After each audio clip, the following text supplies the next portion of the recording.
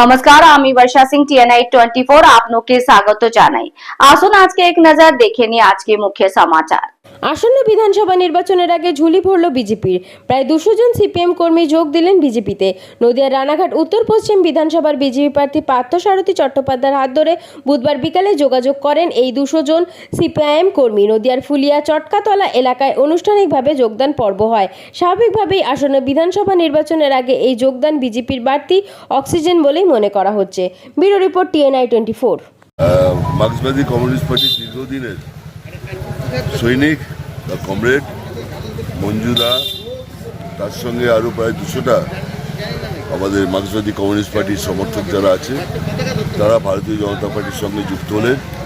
নরেন্দ্র মোদীজির আদর্শ, অমিত শাহজির আদর্শকে সামনে রেখে তারা আমাদের সঙ্গে যুক্ত হলেন। আজ থেকে তারা সকলেই আমাদের বিজেপি পরিবারের সদস্য। নির্বাচনের আর অল্প কিছুদিন বাকি, তার মধ্যে এই যে আবার যোগদান, তাতে কি আরো দল শক্তিশালী হল? মানে খুব স্বাভাবিক না?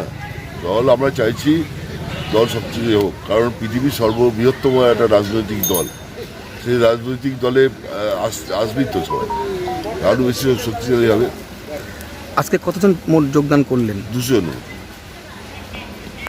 দিদির আদর্শ ভালো লাগে, অমিত শাহ আদর্শ ভালো লাগে এবং 200 জন লোক আমরা যোগদান করলাম। আমি বামফ্রন্টের শাখা সম্পাদক ছিলাম।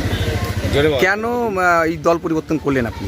দল পরিবর্তন করলে আমার ভালো লাগে, এদের আদর্শের জন্য, মোদিজি এবং অমিত শাহর জন্য আদর্শ ভালো লাগে। আগে আপনি কোন দল করতেন? বামফ্রন্ট কি দায়িত্বে ছিলেন? শাখা সম্পাদক। আপনার নাম? মনোরঞ্জন দাস।